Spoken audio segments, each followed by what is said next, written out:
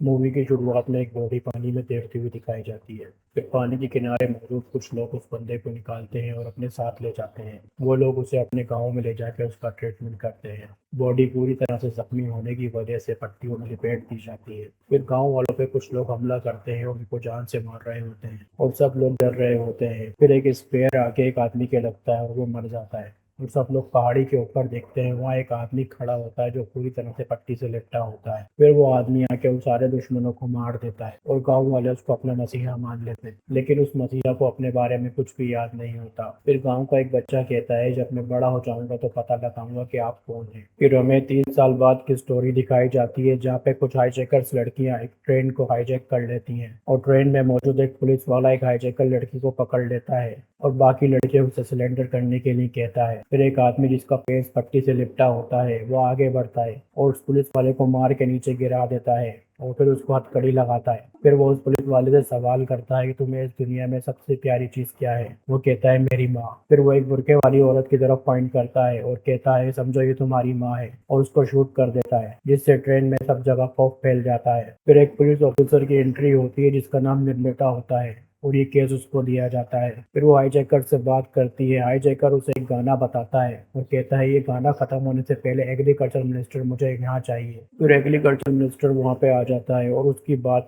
Hijacker से करवाई जाती है। हाईजैकर मिनिस्टर से कहता है वो उसके साथ एक क्विज गेम खेलेगा, सही जवाब देने पे वो सब लोगों को छोड़ देगा। फिर वो हाईजैकर मिनिस्टर से सवाल करता है 10281। मिनिस्टर इसका जवाब नहीं दे पाता। फिर हाईजैकर कहता है कि पिछले 1 साल में तुम्हारे मिनिस्टर रहते हुए 10,281 लोगों ने सुसाइड अटेम्प्ट किया था। फिर मिनिस्टर हाईजैकर से कहता है मुझे सेकंड चांस दे। हाईजैकर कहता है ठीक है, 40,00 करोड़ 97,13,556 रुपीस। मिनिस्टर कहता है कि इतनी बड़ी रकम हम कैसे देंगे।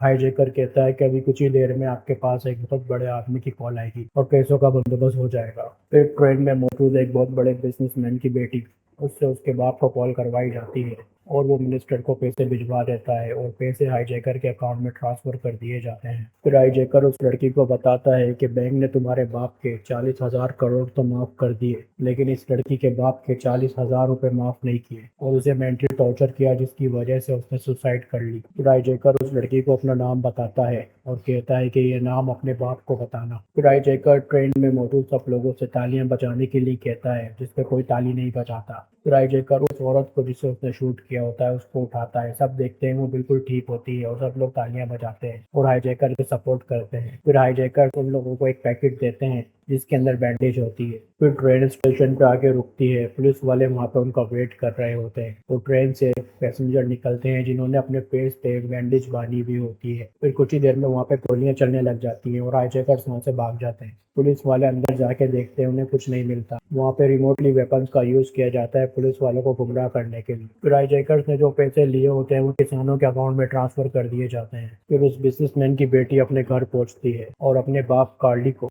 उसका नाम बताती है। उसका नाम विक्रम राठौड़ होता है और कार्ली ये नाम सुन के काफी शौक होता है। फिर दिखाया जाता है हाईजैकर जो कि अपना नाम विक्रम राठौड़ बताता है, लेकिन उसका असली नाम आजाद होता है। वो एक जेल का जेलर होता है और उसके साथ जो लड़कियां होती हैं वो जेल की कैदी होती हैं। फिर आजाद के लिए एक रिश्ता आता है। वो लड़की की बेटी उसे देखने आती है, वो उसे पसंद कर लेती है। फिर वो लड़की की बेटी जिसका नाम सूजी होता है वो आजाद को कॉल करती है और वो बताती है कि सिर्फ वो एक ही सब्जेक्ट में पास हुई है और उसे आके प्रिंसिपल से मिलना है क्योंकि वो उसे अपना फादर मान चुकी है। फिर आजाद सूजी के स्कूल पहुंच के उसके प्रिंसिपल से मिलता है। फिर वहाँ पे पुलिस ऑफिसर निर्मता आ जाती है जो कि उस लड़की सूजी की माँ होती है और वो भी आजाद को पसंद कर लेती है। फिर उन दोनों की एंगेजमेंट हो जाती है। फिर हेल्थ मिनिस्टर एक जगह जलसा कर रहा होता है और लोगों को बताता है कि उसने एक गवर्नमेंट हॉस्पिटल को प्राइवेट हॉस्पिटल से भी अच्छा बना दिया है। वो कहता है कि अगर उसे यहाँ पे अभी गोली लग जाए तो उसे प्राइवेट हॉस्पिटल नहीं बल्कि गवर्नमेंट हॉस्पिटल लेके जाया जाए। फिर इतने में एक बुलेट आके मिनिस्टर की लगती है कि कुछ लोग मिनिस्टर को अगवा कर लेते हैं और प्राइवेट हॉस्पिटल के बजाय गवर्नमेंट हॉस्पिटल में ले जाते हैं। वहाँ पे कोई भी फैसिलिटीज नहीं होती और सामान भी मौजूद नहीं होता। फिर निर्माता विक्रम राठौड़ से बात करती है। विक्रम राठौड़ उससे कहता है कि इस बार उसे सब जानना है। कुछ साल पहले यहाँ पे हेल्थ मिनिस्टर हुआ करते थे, उन्होंने एक बहुत बड़ा झूठ बोला था, उसे सिर्फ सच्चाई जाननी है। फिर वो हेल्थ मिनिस्टर आके बताता है कि कुछ साल पहले यहाँ पे एक वायरस फैल गया था जिससे बच्चे इफेक्ट हुए थे और वो सांस नहीं ले पा रहे थे। फिर डॉक्टर इरम ने उसको कॉल की थी और बताया था कि हॉस्पिटल में ऑक्सीजन सिलेंडर नहीं है और ऑक्सीजन सिलेंडर यहाँ भेजे जाए, जिस पे उसने इरम की बात नहीं सुनी थी और बच्चे मर गए।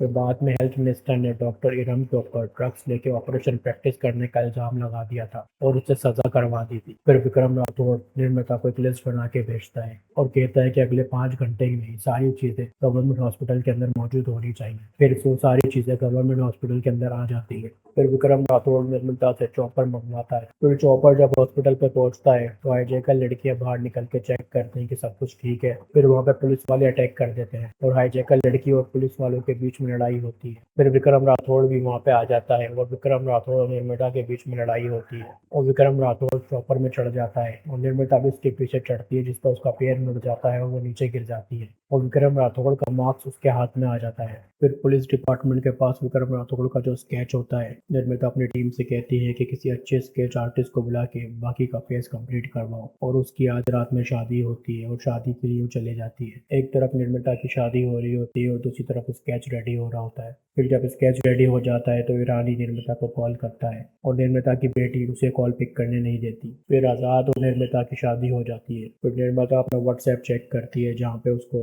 ईरानी का वॉइस नोट मिलता है और कुछ पिक्चर्स मिलती है जिसमें उसे पता लगता है कि आज़ाद ही विक्रम राठौड़ है। फिर निर्मिता आज़ाद के ऊपर गन पॉइंट कर देती है और उसे शूट करती है। फिर कुछ लोग इन दोनों के ऊपर अटैक करते हैं और पकड़ के अपने साथ ले जाते हैं और एक चेयर से बांध के बहुत मारते हैं। वो आदमी कार्ली का भाई होता है जो इन दोनों को पकड़ के ले जाता है। फिर आज़ाद की हाईजैकर लड़कियां आज़ाद का खून ट्रैक करके वहाँ पे पहुँच जाती हैं और सब अपनी अपनी पोजीशन ले लेती हैं। फिर वहाँ पे एक आदमी की एंट्री होती है जो सब लोगों को बुरी तरीके से मारता है और कार्ली की भाई की जान ले लेता है और आज़ाद और निर्मिता को वहाँ से लेके चले जाते हैं। फिर निर्मिता को पता होता है कि आज़ाद एक जेलर था और उसे लगता है कि बाकी की लड़कियां जेल की कैदी होंगी। फिर वो कैदी बन के उस वार्ड में जाती है जहाँ उसे लगता है कि वो लड़कियां मौजूद हैं। फिर उसे सेल में लाया जाता है और वो जानबूझ के आज़ाद के ऊपर गुस्सा कर रही होती है और उसे बुरा भला बोल रही होती है। फिर वहाँ पे मौजूद एक लड़की उसे कहती है कि तुम्हें जानना चाहिए विक्रम राठौड़ कौन था। फिर वो विक्रम राठौड़ की कहानी सुनाती है। फिर विक्रम राठौड़ को दिखाया जाता है जो कि कुश्ती लड़ रहा होता है। फिर विक्रम राठौड़ की बीवी ऐश्वर्या वहाँ पर आके विक्रम राठौड़ से कुश्ती लड़ती है। फिर विक्रम राठौड़ को अपनी टीम के साथ एक मिशन पे भेजा जाता है और वहाँ पे उनकी गन चलना बंद हो जाती है और उनके एक साथी की जान चली जाती है। फिर विक्रम राठौड़ अपने बेस में पहुंच के ये डिमांड करता है कि आर्म डीलर से इंक्वायरी की जाए, ये गन सही से काम नहीं करती। फिर कार्ली की इंक्वायरी होती है। कार्ली कहता है कि मेरे गन के साथ एक मैनुअल आता है, उसको पढ़ के ही इस गन को सही से चलाया जा सकता है। जिस पे विक्रम राठौड़ गन उठाता है और उसकी मैगजीन लगाता है और सेफ्टी लॉक अनलॉक करता है और गन को लोड करता है। फिर वो कार्ली से पूछता है क्या करना चाहिए। कार्ली कहता है पुल द ट्रिगर और वो उसी की तरफ गन चला देता है लेकिन गन नहीं चलती, जिस पे वो बताता है कि सब गलती इसकी गन की है, इसकी गन सही नहीं है और कार्ली का कॉन्ट्रैक्ट कैंसिल कर दिया जाता है और कार्ली इस बात से काफ़ी गुस्सा हो जाता है। फिर कार्ली विक्रम राठौड़ के घर पे पहुंचता है और विक्रम राठौड़ को मारता है और अपने साथ ले जाता है और पुलिस वाले विक्रम राठौड़ की बीवी से कह रहे होते हैं कि वो उसके खिलाफ गवाही दे और फिर विक्रम राठौड़ की बीवी पुलिस वालों पर अटैक कर देती है। फिर हमें दिखाया जाता है कि विक्रम राठौड़ को प्लेन में लेके जाया जा रहा है और वहाँ पर शूट करके नीचे फेंक दिया जाता है और विक्रम राठौड़ की बीवी को फांसी की सजा हो जाती है और जब ऐश्वर्या को फांसी देने के लिए लेके जाया जा रहा होता है तो वो बेहोश हो जाती है। फिर वहाँ पे मौजूद डॉक्टर उसे चेक करती है और वो बताती है कि वो प्रेग्नेंट है। फिर अकॉर्डिंग टू इंडियन लॉ किसी प्रेग्नेंट औरत को फांसी नहीं दी जा सकती और जब तक उसका बेटा 5 साल का नहीं हो जाता उसे फांसी नहीं दी जा सकती। फिर ऐश्वर्या को जेल में ही रखा जाता है और उसका बेटा भी वहीं पैदा होता है। फिर उसका बेटा जब 5 साल का होता है तो ऐश्वर्या को फांसी दे दी जाती है और वो लड़का होता है आज़ाद। फिर वो उसी जेल का जेलर बनता है और उस जेल को काफ़ी अच्छी तरीके से रखता है। वहाँ पे मौजूद सारी औरतों को अपनी माँ बहन समझता है। फिर आज़ाद को होश आता है और वो अपने पापा को देखता है लेकिन उसके पापा को कुछ याद नहीं होता।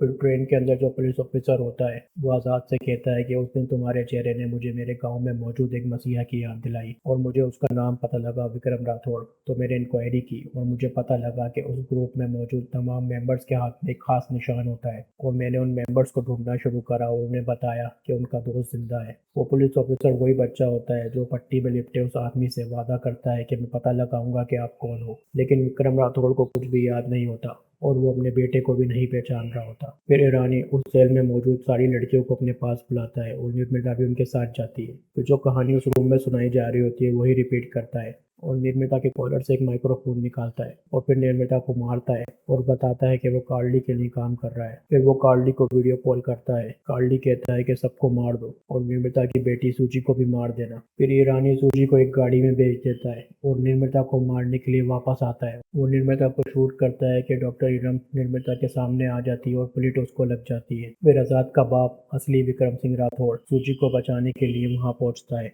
और आजाद निर्मिता और बाकी सब लोगों को बचाने के लिए जेल में पहुंचता है। एक तरफ आजाद की जेल में लड़ाई हो रही होती है और दूसरी तरफ विक्रम राठौड़ की वहां पे लड़ाई हो रही होती है। जब विक्रम राठौड़ उन सब लोगों को मार देता है वो गाड़ी का गेट खोलता है और सूजी उसको बोलती है पापा। विक्रम राठौड़ डर के गेट बंद कर देता है और अपने दोस्तों से पूछता है क्या ये भी मेरी बेटी है, जिसमें सब लोग हंसने लग जाते हैं और मना करते हैं। फिर विक्रम राठौड़ उस बच्ची को निकाल के अपनी गोद में ले लेता है। फिर आजाद ईरानी को मार के नीचे गिरा देता है और फिर वहाँ पे बहुत सारे पुलिस वाले आ जाते हैं जिस पे ईरानी बहुत खुश होता है और आजाद कहता है कि ये जेल मेरी औरतों का है और तमाम सेल के गेट खोल देता है और सारी लड़कियां बाहर निकल के उन पुलिस वालों को मारती हैं। फिर आजाद निर्मिता के पास पहुंचता है और डॉक्टर इरम भी वहाँ पे होती है जो बहुत बुरी तरह से जख्मी होती है। फिर डॉक्टर इरम का ट्रीटमेंट किया जाता है वो, लेकिन वो नहीं बचती और मर जाती है। फिर निर्मिता भी आजाद के साथ मिल जाती है मिशन के लिए। फिर आजाद सब लोगों को प्लान बताता है कि कार्ली का पैसा जिससे वो एमएलएस को फंड करने वाला है इन कंटेनर्स में जा रहा है और हम ये कंटेनर चुरा लेंगे। और आजाद कहता है ये काम मैं और बाबा मिलके करेंगे। फिर निर्मिता आजाद से कहती है तो हम क्या करेंगे।